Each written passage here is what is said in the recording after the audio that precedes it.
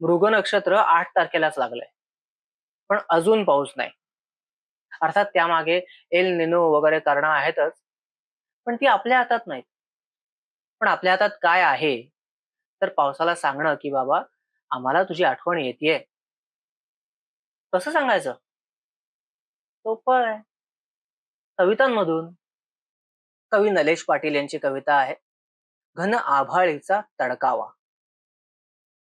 घन आभाळीचा तडकावा, मातीस मिळावा शिडकावा. झाडांवरती पुन्हा नव्याने रंग हिरवा फडकावा. काघनांच्या झुंडी काळ्या, काघनांच्या झुंडी काळ्या, निळाईत त्या हरवाव्या. का विजेच्या नुसत्या ओळी आभाळाने गिरवाव्या. झगमगणाऱ्या तड्यामध्ये घन एखादा तरी अडकावा. घन आभाळीचा तडकावा. ऊन मातीवरले उचलावे.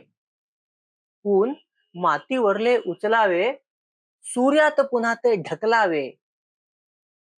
आभाळ झरासे घसरावे, निवांत भुईवर पसरावे.